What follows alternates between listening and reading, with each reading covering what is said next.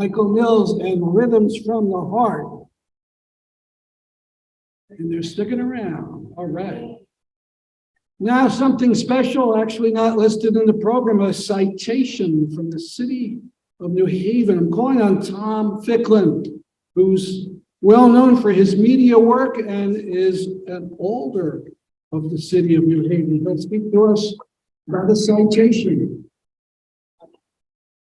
Good afternoon, everyone. I'll be very brief, and it's good to really see you here. The citation is signed, and the more important thing is all of you have heard the citations being read, but this citation is signed by the president of our board, Taisha Walker Myers, and our city town clerk, Michael Smart. I mentioned their two names because I'm one of their 30 wards here in New Haven. I represent Ward 28. But the major point is that we're here, and I'm here to kind of commit to the city to how we can more forcefully manifest your global initiative. So I'm making a public commitment that I'll do all that I can. And, additionally, we have this group that started in 1952, but there are other allies out here that can make sure that that your vision becomes really a real, not necessarily a dream, but a reality for folks here in New Haven, but also folks throughout the world. Congratulations.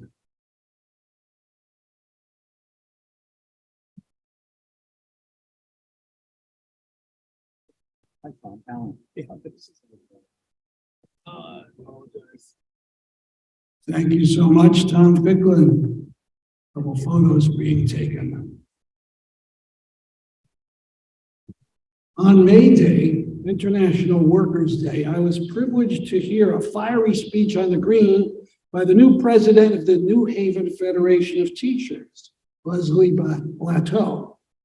On incredibly short notice, I asked her to speak to you today to greet you and to talk about some of the big labor issues of the day. And I asked her if she could fit it into her schedule, and amazingly she could. Leslie Blatteau.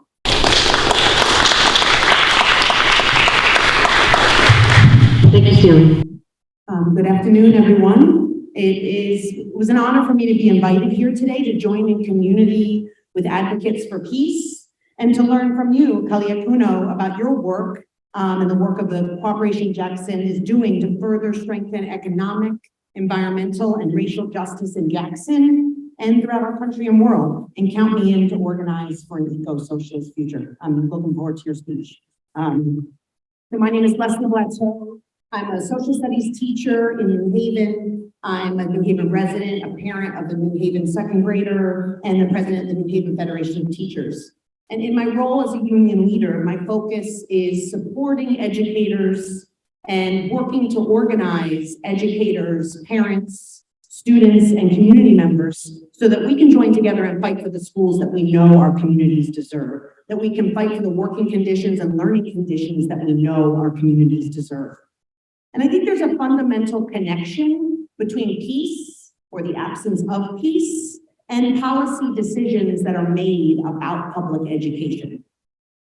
We know we can promote enduring peace by meeting the needs of our community. We know we can promote enduring peace by fully funding public education to make sure there are healthy buildings to work and learn in, making sure that we're feeding our students healthy food, making sure that there's funding and training for anti-racist curriculum and restorative justice programs, making sure that students access field trips and outdoor education, making sure that all employees who work in our public systems, particularly our paraprofessionals right now, are paid a living wage so that they can do the work that they want to do supporting them. So let's ask, if we know we can promote peace by funding human need, let's ask, why are our schools the foundation of democracy in this country? Why are our schools, particularly schools in urban areas, perpetually underfunded? I could probably go on and on about the reasons why, but I'm going to name two reasons here today. The first is the federal government's decision to overinvest in the military-industrial complex and the war machine. And the second reason why is our state's decision to maintain an inequitable tax structure that allows corporations to pay little or no state tax and allows the ultra wealthy, like the 12 billionaires who call Connecticut home, who have amassed $75 billion total, 15 billion in the last 3 years since the pandemic started. Our government allows them to pay minimal state tax. So we know why our public systems are underfunded because of federal and state policy decisions. And when we know why, it means we can change course. Another world is possible, and we can get there together. So let's imagine some things. Let's imagine the flood of resources available for our country, schools, and communities if we cut the $751 billion discretionary defense budget. Imagine the resources available. Imagine the flood of resources available for Connecticut schools and communities when we tax corporations and billionaires at the rate that working people pay right now. Imagine the flood of resources. Imagine the clear message we could send to young people, many of whom are still in crisis right now, that we believe in them, that we care for them, that we know they can thrive when their physical health, when their social emotional health is prioritized, when their education is invested in, when their parks and neighborhoods are nurtured. All of this is possible because when human needs are met, we can promote enduring peace. There's a myth of school choice, of the need for school choice. And this myth of the need for school choice is only a result of the decades of underfunding in our school district, particularly in urban areas. So let's focus right now on some decisions being made at the local level. This myth of school choice has resulted in New Haven spending $31 million a year just on transportation to shuttle people across town in the search of the better school. When imagine what we could do instead if we had federal money and state money to really invest in our neighborhoods and in our communities and making sure that we had community schools that folks could walk to, ride their bikes to, take public transportation to, and not be constantly seeking out the better option across town. Look, I am a history teacher, so I recognize that there is a legacy of redlining and segregation that will give us pause when we try to imagine this possible future, but we still have to imagine it. We have to keep imagining it. We have to fund our future. We can meet human need and we can promote enduring peace. And I want to invite all of you to join us as we send a clear message to our state leaders this Wednesday, May 17th at the Capitol. Right now, the governor has not proposed a moral budget. The state legislators are not going far enough to propose a moral budget. And we, the people of Connecticut, can hold our elected officials accountable and rally for a moral budget. I invite you to join us at the state capitol. Buses will be leaving from Stop and Shop at Whaley Avenue at 4 o'clock, as well as John Martinez School in Fairhaven. I think Unite Here is organizing buses as well. We're going to go up to the Capitol and let them know that the time for an equitable and moral budget is now, because that really is how we get on the road to a path of enduring peace for all of us. Thanks for the opportunity to speak this afternoon. I look forward to hearing from everybody else.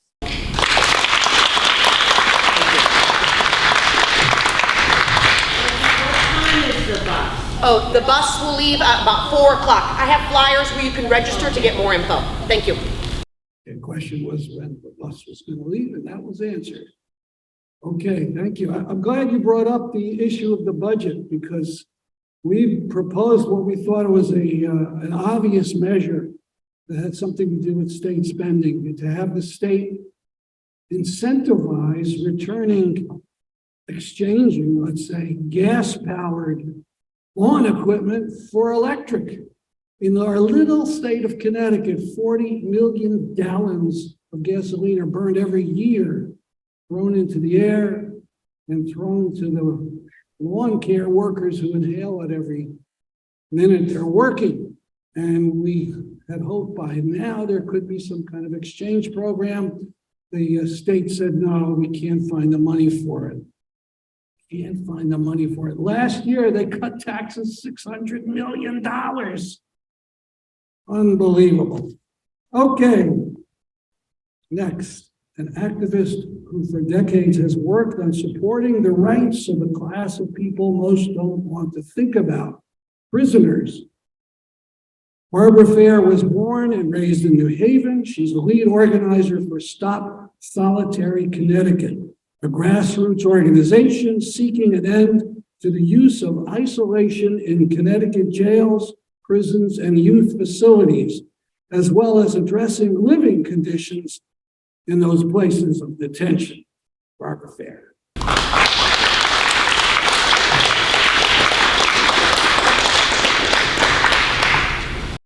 Greetings to Brother Akuno and everyone who showed up today. The conversation around enduring peace and talks about war, I relate back to the war that has been upon Black people in this country for over 400 years. A war that continues to plague in our communities, aggressively fought in our communities. And when I think of peace, I think there is no peace without social justice. So when I think of peace, the first thing I'm thinking of how we can bring all these organizations together that talk about their individual little spaces. And I think about how do we bring it all together, because it's all connected. Education, climate, all of these things are all connected to what's going on in our country. When we talk about environment, I want us to think about the environments, the conditions that people are living in prisons in this state. Not only adults, but we're also talking about children. So my latest victory in Connecticut is getting legislation passed that says people must be let out of their cells, which are cages. They don't like to use that word, but they must be let out of their cages at least 5 hours a day. That's our latest victory. And there's a lot of other things that go along with that. Most of the people, especially what they call general population, have free phone calls. They have 6 free phone calls every day. They have tablets that they can communicate with. So there's a lot of little changes going on because there are people like me who care about the people who are behind bars that really don't have much voice. No one really thinks too much about them, but I, for one, do. And so the latest campaign that we're working on is how do we end routine strip searching of people in prisons, jails, and youth facilities. And I say that because those people who have had to endure this have done so with no challenge to what they have to go through. I want to describe what a strip search is because until I got a letter from someone inside, I thought it was just strips, you just get nude. I thought that was horrible enough. But no, once they get nude, then they have to bend over at their waist. Women have to hold up their breasts. Men have to hold up their testicles. You have to spread your butt cheeks open so they can look up your anus and up your vagina.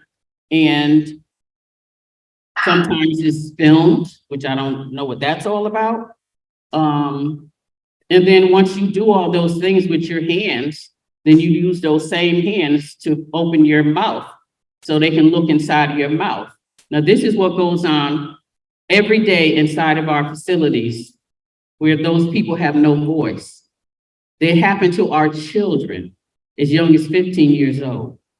And when I hear a lot of what's going on in our communities with our children, I'm always wondering why no one is challenging or asking our children, why are you behaving the way you do? And many times, if they have any history of being inside of those facilities, these are things that they're enduring all the time. And when you talk to young people, they are very angry that they're forced to do these things. So with that anger is a lot of pain, and that anger and rage is going to come back to our communities. Because our communities is the one that feed the prison system in Connecticut. It's Bridgeport, New Haven, Waterbury, and Hartford. So those other towns that are really not touched by incarceration don't have to see this as a real big issue, but it is a huge issue. So I just want to leave it there because I could be up here all day talking about the prisons, the awful conditions, the way they aggressively fight policies in our communities to make sure that we're locked up, and the people working every day inside of the prisons. Thanks goodness to the elite for corporations for the 13th Amendment that said we're abolishing slavery, but it said except if they're in prison. So now you have all of these people in prisons across the nation. And in Connecticut, they're working for less than $1 a day, not an hour, a day. And you need to go on Connecticut Correctional Enterprise and see all the work that they're doing, because it's not just automobile plates like they used to think it was license plates. They are building things like what we're standing here now. And they have so many people who are benefiting from that. No one wants to speak about it. Many of this furniture like this in universities, churches, schools, municipal buildings, up at the Capitol. These are things that incarcerated people are doing for less than $1 a day. So we have a lot to do in our system before we talk about peace. And I hope that we can all get together and recognize that everything that's happening is intentional. There's no accident about who's in prisons all across this nation. There's no accident about who's not being educated, because that lack of education, it has helped build this pipeline from schools to prisons. So just think about all of that when we think about enduring peace. Thank you.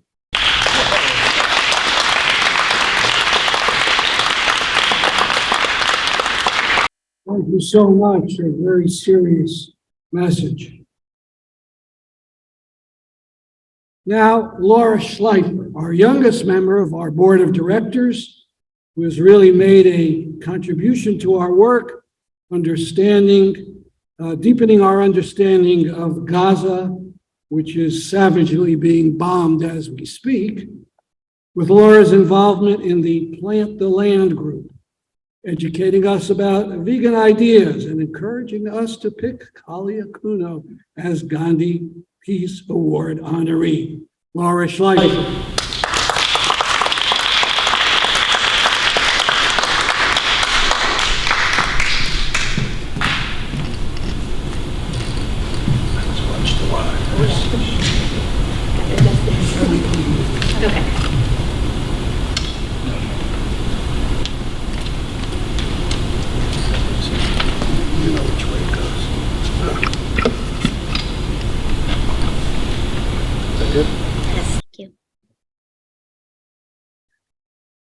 So I just want to start by saying, first of all, this is really a huge honor for me to present this award to Kali Akuno and Cooperation Jackson. I have been following your organization and your work for a long time, and honor is truly all mine to be able to do this.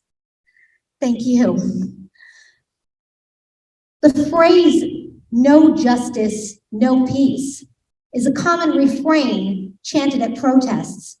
It expresses a simple, basic truth that peace can never exist as long as systemic exploitation, inequality, and oppression are the status quo. And that sometimes the only way to end violence is by disturbing the so-called peace. As long as we live in a society rooted in injustice, peace for the privileged and the powerful will always equal violence being unleashed upon the subjugated in order to keep them down. You cannot have one without the other.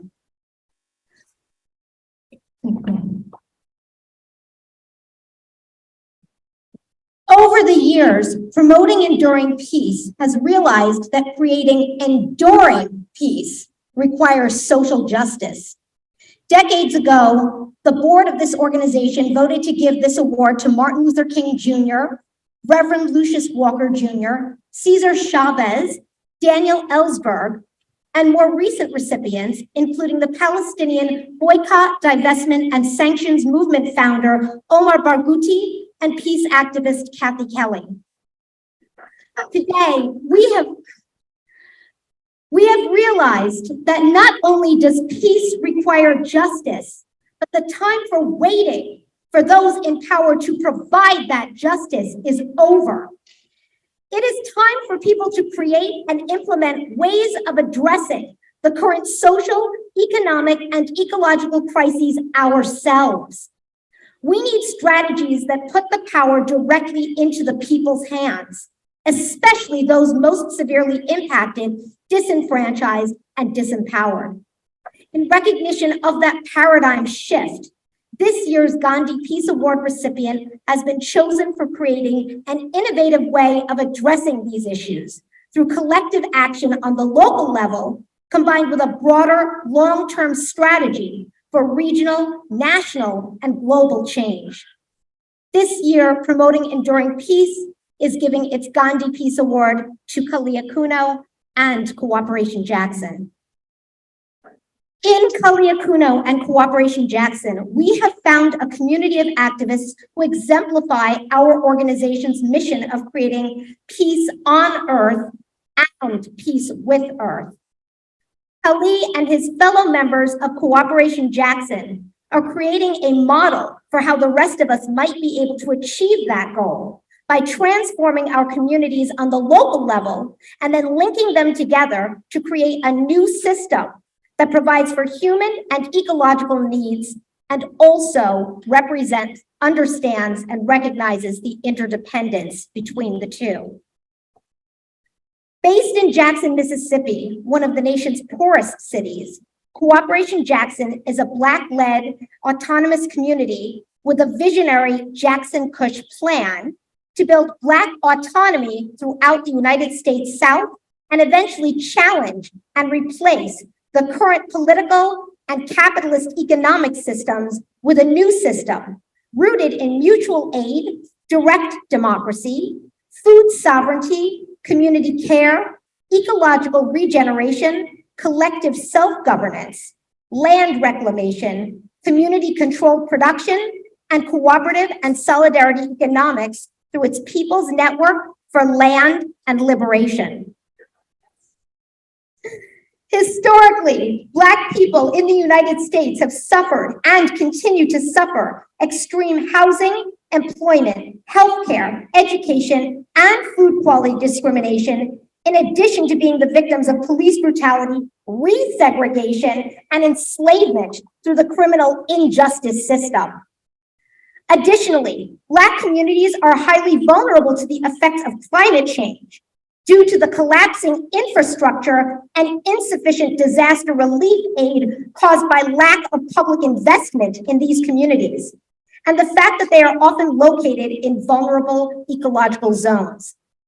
Black communities are also the victims of environmental racism, as polluting industries locate themselves in regions where local populations are the most disenfranchised and disempowered to push back against these practices.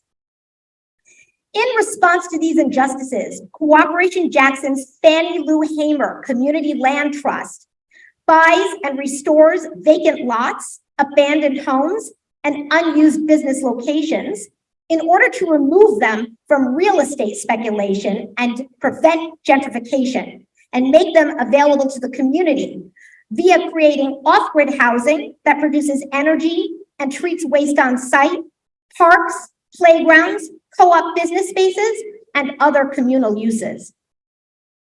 To address both economic inequality and the climate crisis and its impact on Black and other marginalized communities, Cooperation Jackson has created the Sustainable Communities Initiative, a Green New Deal for Jackson. Its green team provides quality living wage jobs in ecological regeneration and community renewal.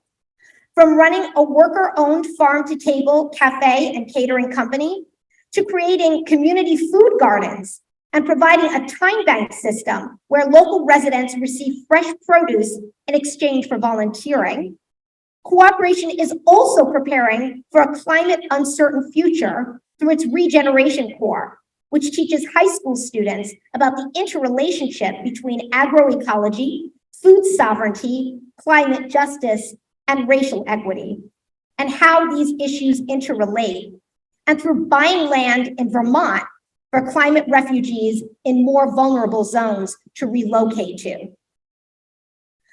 Cooperation Jackson's long-term goals include making Jackson a zero emissions, zero waste city, creating a local currency, and setting up an eco-village of co-ops engaged in projects like solar installation, waste management, community childcare, and arts and cultural development. In his role as Director of Special Projects and External Funding in the mayoral administration of the late Chokwe Lumumba of Jackson, his co-authoring of Jackson Rising and editing of Jackson Rising Redux, and his co-founding of Cooperation Jackson, the Jackson Kush Plan, and the People's Network for Land and Liberation, Kali has focused on creating the policies, strategies, and visionary ideas necessary to achieve this transformation of Jackson, of Mississippi, of the US South, and of the wider world beyond. We believe that Kali and Cooperation Jackson are creating the conditions for a truly enduring and just peace on and with Earth. And we could not be more proud and honored to help them with that mission.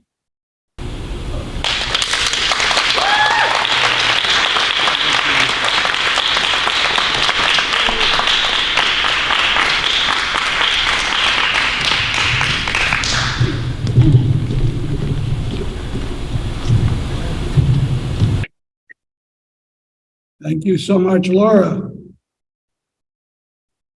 I would now like to introduce the president of Voting Enduring Peace, James Van Pelt, who will provide us with the physical manifestations of this award. There are several. There's a statue and a medallion and so on, and he will come up in a moment and present it. I want to tell you a little bit about him. He's been a leading figure in our organization for decades. He's been involved in humanitarian programs such as medical aid to Ukraine and the Japan Peace Boat, among others, and represented PEP at the World Solidarity Congress in Cuba. He co-founded Yale's Initiative in Religion, Science, and Technology, and has co-founded several alternative institutions, including the Miccosukee Land Cooperative, the Connecticut Folk Festival, and the Green Expo. James Van Pelt.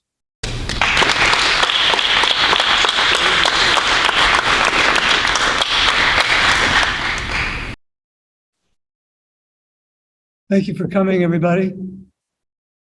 I wanted to say that this is not an ordinary award. This is a counterpoint to the greatest awards in the world, such as the Nobel Peace Prize. The Nobel Prize is given to people who have accomplished great things. Our award goes to people who are accomplishing great things and will accomplish great things. The first time the recipient received the award, it was Eleanor Roosevelt.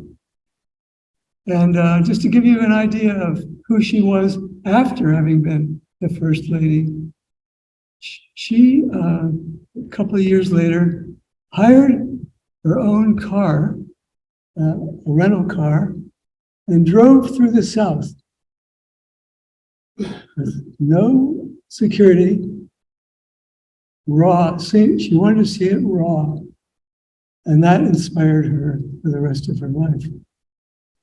That courage, that vision is what we find in the people who receive this award. It's a great honor for me to be the one handing the award to Kami and Kuno. It's in a little wooden hand-carved box. You open it up. Promoting Enduring Peace, 2023 Gandhi Peace Award, presented to Kali, Akuno, Cooperation Jackson, Peace on Earth, Peace with Earth. And in the box is a medallion. And on the other side is the likeness of Gandhi himself. And on this side, the other side, is Kali's name, Cooperation Jackson, and the date. What's special about this is, number one, who it's going to and for why. But the other reason it's special is because it's made out of a metal. It's made out of a metal called peace bronze. Why is it called peace bronze? Because it's made out of systems, metal systems, that were used to prepare to launch nuclear war. At a certain point, all of the remains of those were collected, melted down, forged into this metal, this medallion. That's, because of the piece, in some ways it's the most valuable metal in the world. So without further ado,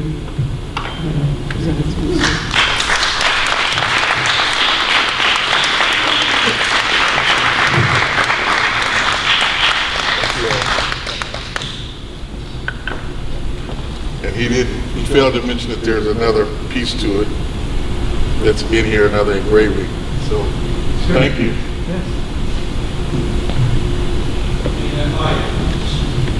I think it's another person's turn than mine, but I can. Yeah. So we will get. Yeah. All right. And there's another thing. There's a certificate. There's a certificate, and it's let's see. I'll show it to the camera first. Yeah. And it says the Gandhi Peace Award to Kali Akuno for his work developing a solidarity economy in Jackson, Mississippi, his efforts to contain the constant crises in Jackson, and his visionary ideas on the need for an eco-socialist solution to climate and environmental emergencies. It's signed by James Van Pelt and Laura Schleifer.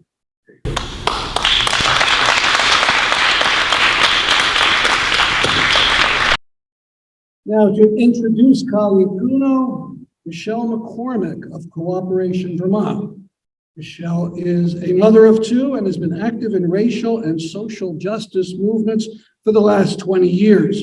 She currently serves as the general manager of the worker-owned Marshfield Village store in rural Vermont, a member of the board of directors of Cooperation Vermont, and the CVT Land Trust, a coordinator of Regeneration Corp, a trustee of the Jackwith Library, and a member of the Planning Commission for Marshfield, Vermont. Michelle McCormick.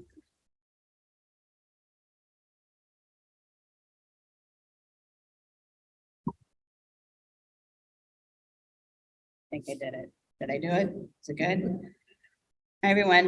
My name is Michelle Edelman McCormick, and in addition to being a mom, I am a revolutionary and I am a communist, and I say that so directly to further normalize being able to say those things in the normal discourse. So I just, wanted to first thank the musicians today. That was, unexpectedly amazing and great. Thank you so much for that.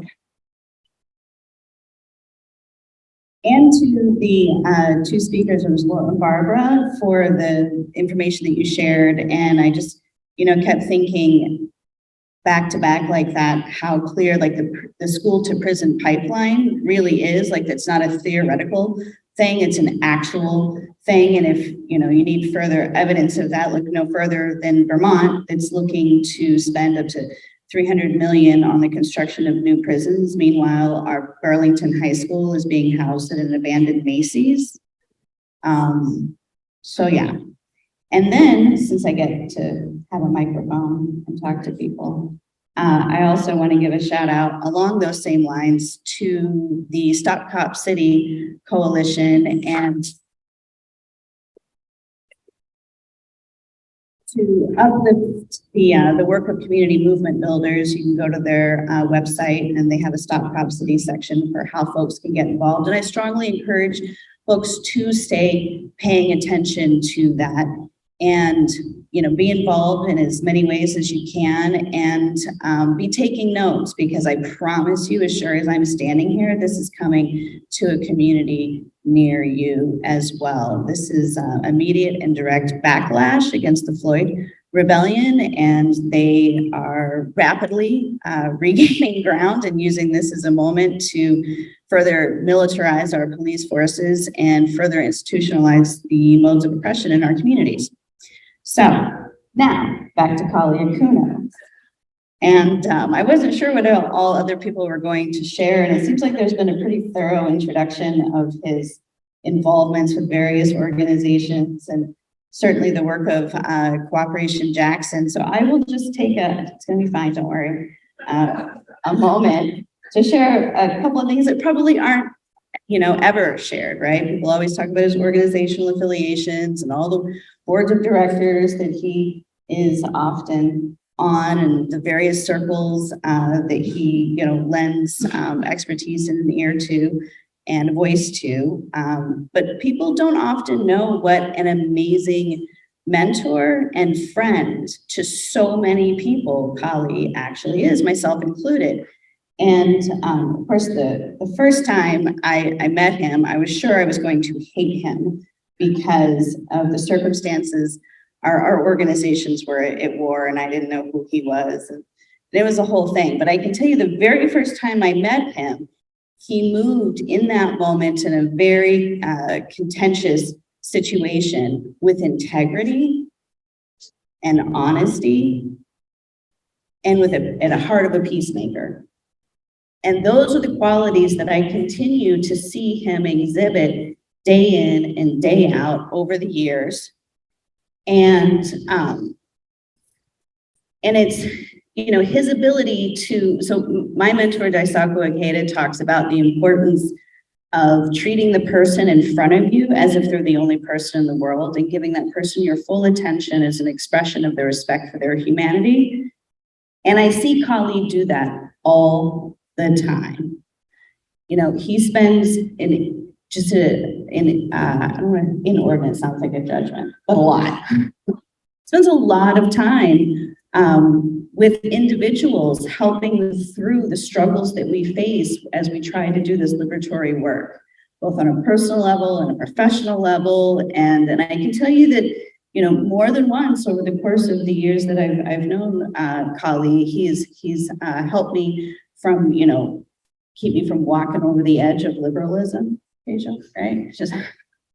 Just a careful guiding hand. Well, have you considered alternatively these perspectives? And he does this work for so many people. And because of that, he's really earned, from moving with such integrity, the trust and respect of people literally all over the globe. And I know this to be true because some years ago, I had this, it ended up very randomly, right? But a situation where I was asked to help a woman and her son who were in fear of political persecution in the country that they were in, to try and seek asylum. And I had to help move this woman and her son through multiple countries over the course of 6 months before we were able to get her to a place where she was able to seek asylum. And in each of these countries, there were contacts that Kali Akuno was able to direct me to, who then came to the table based solely on that relationship and was like, oh, Kali is asking me to do a thing. That's my brother, and I'm here to do whatever it is that's being asked of me. And that kind of, relationship is the one that, is exemplary of the kind of commitment that he has to other human beings. And so, I'm just gonna stop talking before I say something embarrassing or more embarrassing. It's fine. And just thank you for being not just the movement leader and the visionary that you are for so many of us, but for being a dear friend to so many of us.